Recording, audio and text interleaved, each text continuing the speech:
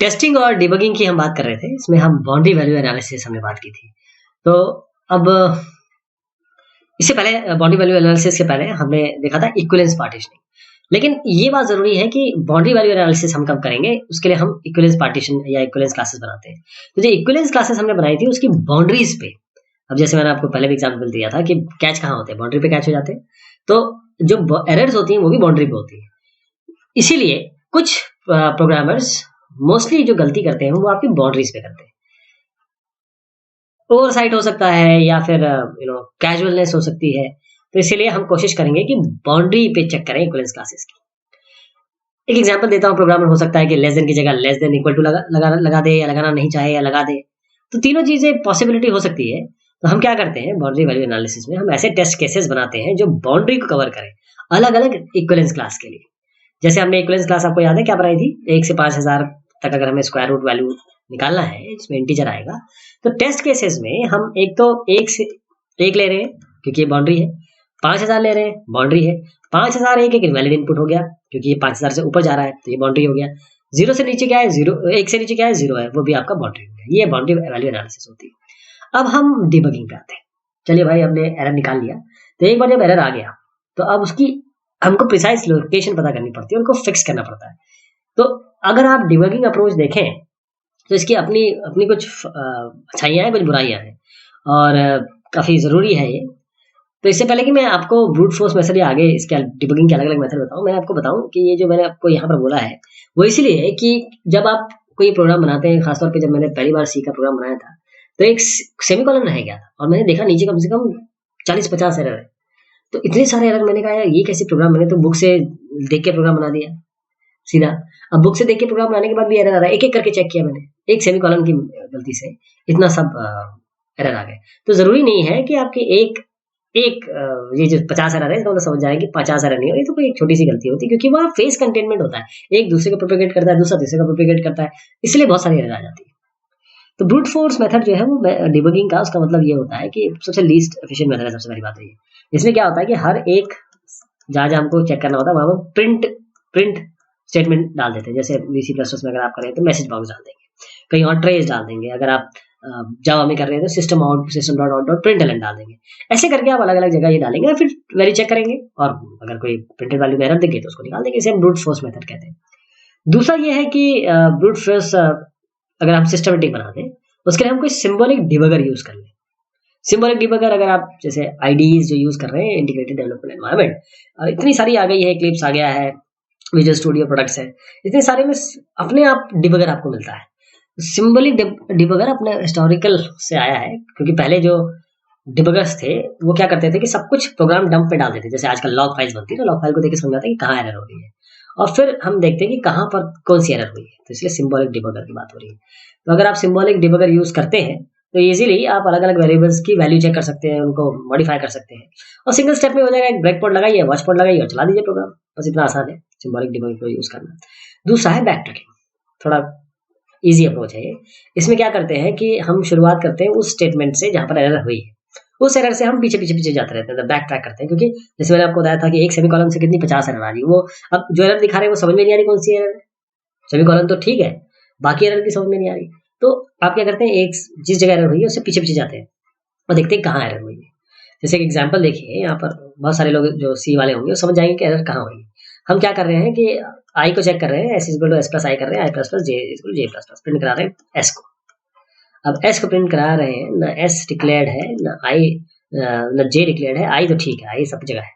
तो ये इस तरीके की अगर कुछ आप प्रॉब्लम आ जाती है आपके इसमें, तो जब नंबर ऑफ कोड लाइन्स अगर ये बढ़ गई तो ट्रैक जो बैक ट्रैकिंग है बड़ी डिफिकल्ट हो जाती है, क्योंकि बहुत सारे आपके पाथ हो जाते हैं, potentially number of backward path, और बहुत अनमैनेजेबल हो जाता है कॉम्प्लेक्स प्रोग्राम के लिए। फिर आया कॉज एलिमिनेशन मेथड। इसमें हम क्या करते हैं कि सारे कॉजेज को लिख देते हैं, लिस्ट कर देते हैं। ये कहाँ से आएंगे? ये वो एरर्स हैं जो पॉसिबली आपके सिस्टम में एरर पैदा कर सकते हैं। और फिर हम क्या करते हैं, हर एक जो हमने लिखे हुए हैं उन सबको चेक करते हैं, उनको एलिमिनेट करते हैं कि भाई ये एरर तो नहीं, ये एरर तो नहीं। तो इसके लिए आप एक रिलेटेड टेक्निक है ताकि आप आइडेंटिफाई कर सकते हैं एरर को। वो सेम चीज एग्जामिनिंग एरर सिस्टम सिम्टम्स किस तरीके से करेंगे, उसके लिए आप सॉफ्टवेयर फॉल्ट ट्री एनालिसिस करेंगे। फिर दूसरा एक है प्रोग्राम स्लाइसिंग। अब ये क्या होता है, ये बैक ट्रैकिंग की तरह ही है। इसमें क्या करते हैं, जो सर्च स्पेस अभी जो हमने देखा कि सर्च स्पेस बहुत ज़्यादा बढ़ जाता है, उसको हम अगर स्लाइस में डिफाइन करते हैं, जैसे हम ब्रेड की स्लाइस काटते हैं, तो उसके लिए हम क्या करते हैं कि हर एक वेरिएबल के लिए slice is defined for a particular variable and a particular statement. हर एक वेरिएबल के लिए हम एक स्लाइस बना देते हैं हर एक स्टेटमेंट में, और the set of source and preceding the statement which can influence the value of the variable. उस वेरिएबल को कौन कौन से स्टेटमेंट आप इफेक्ट कर रहे हैं। तो अब देखिएगा इसमें वो चीजें सही हैं आ गई जो जो सही है, बाकी सब जो चीजें दिख रही हैं आपको ब्लू में जो आपको दिख रही है वो सही है, बाकी चीजों में दिक्कत है।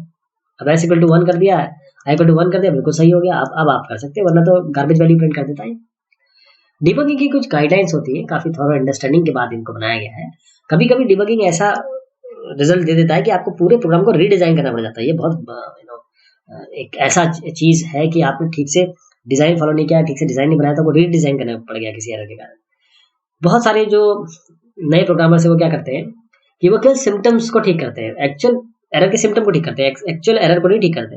जैसे मान लीजिए आप डॉक्टर के पास गया, आपने कहा कि मेरे को ये पे है, ये है, आपने बहुत सारी हिस्ट्री बता दी, उसके बाद बोला मुझे बुखार भी है, तो उसने आपको बुखार की गोली दे दी। ये वाली बात है, आपका जो रूट प्रॉब्लम है उसको एड्रेस नहीं किया गया। तो पॉसिबिलिटी ये भी हो सकती है कि एक एरर ठीक करने गया और एरर आ गया। ये बहुत होता है, ये आप जो प्रोग्रामर्स है वो समझ रहे होंगे कि एक एरर आपने किया, एक एरर इंट्रोड्यूस किया, बहुत सारे एरर आ गए। मेरे साथ हुआ है, बहुत बार हुआ। तो इसके लिए हर एक बार जब एक राउंड खेलें आप एरर फिक्सिंग का, तो दूसरा राउंड आपको करना है रिग्रेशन टेस्टिंग का, यानी कि उस एरर को ठीक करने के चक्कर में दूसरे एरर तो नहीं आ गए, इसको आपको चेक करना है। प्रोग्राम एनालिसिस टूल्स है, ये आपके ऑटोमेटेड टूल्स है, जैसे मैंने पहले भी कई चीज़ों में बताया है कि IBM के रैशनल रोज है, LDRA के स्वीट्स है, ये सारे जो है कि सीधा प्रोग्राम इनपुट लेते हैं और फिर ये रिपोर्ट निकाल देते हैं। उन सारी जो चीज़ आपको चाहिए, साइज, कॉम्प्लेक्सिटी, कमेंटिंग कैसी है, जो प्रोग्रामिंग स्टैंडर्ड आपको फॉलो करने के लिए बोला गया है, आप कर रहे हैं, उसमें क्या कह रही है, तो ये सब चीज़ें दे देते हैं। और ये आपको ये भी बता देते हैं कि टेस्ट केसेस आपने एडिक्वेट बनाए कि नहीं बनाए, ये भी बता देते हैं आपको। तो दो कैटेगरी है ऑटोमेटेड टूल्स होते हैं, तो दो कैटेगरी है प्रोग्राम एनालिसिस की इन टूल्स के द्वारा, जो प्रोग्राम एनालिसिस टूल्स आप यूज करते हैं। इसमें एक स्टैटिक एनालिसिस टूल है, डायनेमिक एनालिसिस टूल है। स्टैटिक और डायनेमिक का वर्ड देखिएगा अभी आपको समझ में आएगा। स्टैटिक मतलब ये है कि आप प्रोग्राम को एग्जीक्यूट नहीं करते, you don't run the program, केवल प्रॉपर्टीज देखते हैं प्रोग्राम की विदाउट इवन एग्जीक्यूटिंग देम। तो इसमें हम केवल सोर्स कोड को एनालाइज करते हैं और फिर उसके बाद एनालिटिकल कंक्लूजन देते हैं उसमें, क्या आपने कोडिंग स्टैंडर्ड फॉलो किया है, कमेंटिंग एडिक्वेट है कि नहीं, प्रोग्रामिंग एरर जो अनइनिशियलाइज वेरिएबल दिख रहे हैं, कोई आपका एक्चुअल फॉर्मल पैरामीटर जो फंक्शंस में है वो मिसमैच दिख रहे हैं, वेरिएबल डिक्लेयर जो है वो तो किया लेकिन कहीं यूज नहीं किया, वो सारी एरर आपको इसमें दिख जाएगी स्टैटिक एनालिसिस टूल में। दूसरा है कि कोड वॉक थ्रू इंस्पेक्शन, ये भी एक तरीके से स्टैटिक एनालिसिस टूल ही होते हैं, उसको हमने जो पढ़ा था पहले। जो स्टैटिक प्रोग्राम एनालिसिस है ये तो हम ऑटोमेटेड नहीं करते, तो खुद ही बैठ के करते हैं, जबकि ऑटोमेटेड टूल जो करता है उसे हम स्टैटिक प्रोग्राम एनालिसिस की संज्ञा देते हैं। और डायनेमिक एनालिसिस टूल क्या है, वो ये चाहते हैं कि प्रोग्राम को रन करें, एक्चुअल रनिंग होगी यहाँ पर, फिर इसका बिहेवियर देखेंगे, फिर देखेंगे कि क्या रिपोर्ट आ रही है टेस्ट केसेस के संदर्भ में। तो टेस्टिंग इज, प्रेसमैन साहब की किताब में लिखा है, कई किताबों में लिखा हुआ है ऐसे, testing is done with an intent to find an error. कई जगह ये भी लिखा हुआ है कि अगर टेस्टिंग में एरर नहीं निकलता इसका मतलब आपकी टेस्टिंग फेल हो गई, ये भी लिखा गया है। तो जो टेस्टिंग का एम है वो ये है कि आपको डिफेक्ट निकालने हैं सॉफ्टवेयर प्रोडक्ट में। अगर आप पूरा थॉरो टेस्टिंग कर दें तब भी कोई गारंटी नहीं है, बहुत बड़ी लाइन कह रहा हूँ, बहुत बारीक समझ वाले इसको समझ सकेंगे कि अगर मैंने पूरी टेस्टिंग कर दी तब भी कोई गारंटी नहीं है कि सॉफ्टवेयर एरर फ्री है। किसी को मत बोलिएगा कि मैंने ऐसा सॉफ्टवेयर बनाया जो एरर फ्री है, क्योंकि कितनी भी कर ले कोई गारंटी नहीं दे रहा है।